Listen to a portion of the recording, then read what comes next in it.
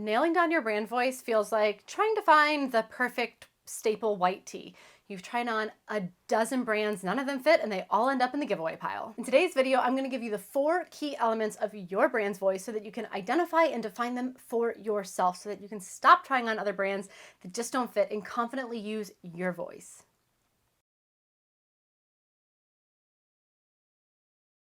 Hi, I'm Brittany McBean. I am a marketing strategist and copywriter serving advanced stage entrepreneurs and writing million-dollar funnels and launches. And today we're going to talk about what it looks like to take your brand, no matter how big or small, and define your own voice so that you can so clearly speak and connect with your people. Whether you're a boutique makeup brand, a e-commerce gift box company, or a coach with a personal brand, the people engaging with you and your brand want to feel like they are engaging with a person. Gone are the days where there is one option for each market. And that's good news. I love an overly saturated market because that allows people to get to know you and your brand and then vote with their dollar. So I think the best thing you can do is let them know who you are, what you do, and why you do it. It's okay to define your brand voice over time. It's okay to workshop out your voice and just use it before you really decide who it is that you want to be in your space. But once you find that, it is important to get that brand voice down on paper, to really codify it so that you can have consistency in all of your messaging,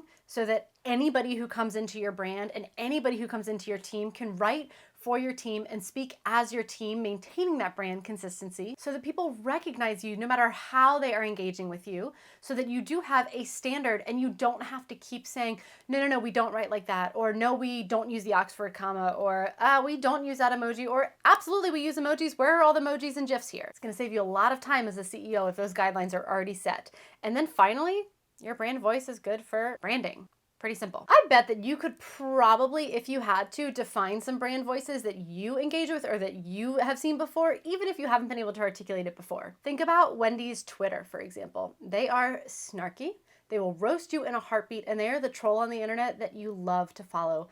Who thought a hamburger would be the one slaying the jokes and roasting the whole internet? Duolingo is another one. On both TikTok and Twitter, they are hyper relevant. They're very aware of what's going on, the social media trends, what the younger generation is doing. How old do I sound saying younger generation? Their content is hyper relevant. It's funny, and it is just straight up unhinged and chaotic. Sometimes it has nothing to do with what they do as a brand, but it is worth following because it is entertaining. Old Spice, they're just straight up weird, and we love them for it. Nike are encouraging and uplifting. How many times have you cried at a Nike commercial? They sell tennis shoes, and their commercials make us cry. That's a brand voice. There are a lot of components that go into a brand voice, and you could get super technical, super detailed, but for now, let's just think of your brand voice as encompassing your voice, your values, your tone, and your style. So let's start with your voice. I know saying your brand voice is your voice is a little redundant, but we're just going to start with voice. I want you to think of your voice as your main character energy. When you can think of it as a character, you can kind of have these guidelines and these parameters around your brand, about who you are as a general human, as a general brand, as a general personality, and there's some complexity and some arches and some journeys and some unfortunate situations and some low points and some high points. There's all of these different things that happen within that one character. So you're not one-dimensional, but you're also pretty defined. Abby Woodcock is a brand voice expert. She has this really great book. It's a super quick read. It's called What They Hear When You Write. You can get it on Amazon. I think I've read it on my Kindle. And inside it has this really great diagram for defining brand voice. She puts everything on a spectrum between cadence and vocabulary, and there are 4 core, categories that you can define your character in and then get super nuanced and super complex as you dive in a little deeper. She basically defines a voice as either like the voice of God, so like really authoritative voice, the translator, so kind of like that person who is helping interpret and helping walk you through a journey, the BFF, that one who you're like linking arms with and you're right alongside, and then the anti-establishment voice, the one who is like, F it all, damn the man, come on, we're burning it all down. I like that one the best. You can ask yourself questions even as simple as, how do you want people to feel when they engage with your brand? How do you want to educate, support, lift up, or humor? How do you want to address adversarial and negative topics? Just asking these general questions can at least start to give you a list of adjectives that you can use to define your main character energy. And then once you can identify that character in the movie, you're off to the races. All right, number 2, your values. What you value and what you prioritize as a business owner or as a brand is going to deeply influence the way you speak and connect with people.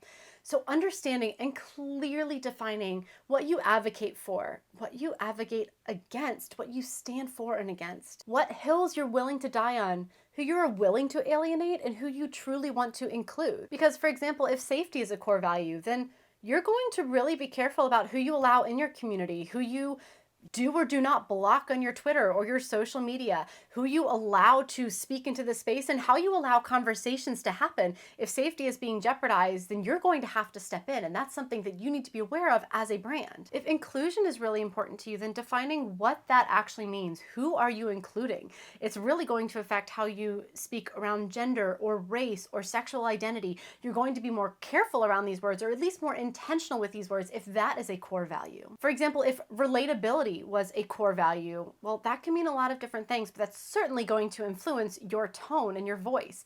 For me, relatability and accessibility is a key value in not just the way we engage with our people, but also the amount of things that we offer, what that price point is, what we offer for free. That is a core value. And so if you look on my website, things are pretty casual, they're pretty snarky, they're pretty PG-13 rated because I don't keep it clean and I don't keep it polished. And I want you to know that from the first time you engage with me. And that leads us into tone. So tone is kind of like voice, but voice, again, that's that main character. That is that human. You're never going to not be that person, whereas your tone might change. With your brand, your tone might change based on channels. So Instagram might have one tone, Twitter might have another tone, your website might have another tone, and maybe your Facebook ads have a totally different tone. They all fit under that same character umbrella, but the tone is going to shift. Maybe the tone differs based on your offers. Maybe it's different based on the content. So like when you are advertising something, then it's a little more buttoned up and polished. And when you're just having casual conversations, then all bets are off. We're not jumping the shark here. We're still falling under that main character. But when you can take your character, your voice, and your readers on a journey and have an arc, you're going to be so much more relatable and people are going to connect with you a lot more.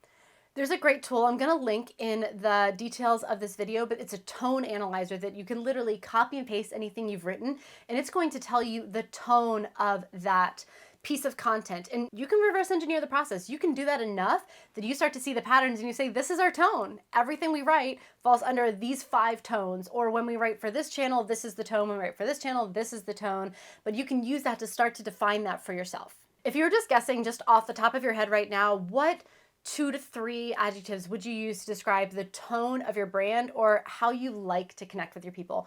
Drop that in the comments. Just give me some words that you feel describe your brand. And the last thing is style. Think of these as a specific guidelines and rules for how your brand writes and speaks. This is where you really begin to develop an asset for your brand that you can hand over to a contractor, that you can hand over to a new team member and say, write like us. This part of your voice is definitely way more technical and measurable. Okay, so when you're defining your style or your guidelines, you can think of getting really specific and clear on things like the emojis that you use, how you use or don't use slang, how you use contractions, what relevant topics do you talk about? What things do you stay away from and not talk about? What words do you not use? For me, in our brand guidelines, we do not use the word stuck or unstuck. We do not say step into your best life. We do not say so that you can have success, so that you can live your best life. None of that weird, generic, general stuff. And everyone who writes for me knows if the word stuck is in there, you better be able to justify it. You can define things like average word length, sentence length, readability grade level. I'll talk about that in a minute. How you write your headlines. Are they all title case? Are they never title case? What are your internal naming conventions? How do you name your documents? How do you type out time or date? What are your unique brand isms and vocabulary and lexicon? These are all things that go into your style. 2 great tools for starting to define and figure out your style. So analyzemywriting.com, I'm going to link that below. That's great for figuring out sentence length, word length. There's a lot of other options there that you can look at as well. That'll give you your common words and vocabulary and your general readability. Now, speaking of readability, people in general read on a 3rd to 4th grade level. You might have heard 5th to 6th. That's true, but people are going to read so much quicker and more easily at a 3rd to 4th grade level. This does not mean that your audience is not intelligent. This does not mean that they have the reading skills of a 3rd or 4th grader. This means this is how people easily consume and capture information on the internet. The more complicated or advanced your readability, the more readers you're going to lose based on confusion or just overall clunkiness. Now, if you're a rocket scientist writing to rocket scientists, that's a different story. You're going to need to write so that it fits within the world of academia. You're going to use your jargon. You're going to use your elevated vocabulary, right? You are writing to your audience specifically, knowing that people on the internet who are scanning information are most likely going to consume information the most easily at a third and fourth grade level. And when it comes to jargon, if 95% of your audience does not use that word, don't use that word. It's not about dumbing it down, it's about making your content readable. HemingwayApp.com is an incredible app for readability. You can copy and paste any piece of content and it's going to dump out a lot of really interesting information about your work and help you edit and copy edit some, but it's also going to give you your readability level, the specific grade level at which you are currently writing. So if you have no idea where to start with brand voice, but you can open up a Google Doc and write down your main character, write down your core values, write down the tones that you want to express and communicate throughout the different ways that you engage with your people. And then just start to define some guidelines, some style standards and guidelines. So when you write something and you're like, oh, I love using that, I always want to use that, dump it in that Google Doc. Or when you see something that somebody else writes for your brand or for another brand, you're like, hate that, no thanks, never again.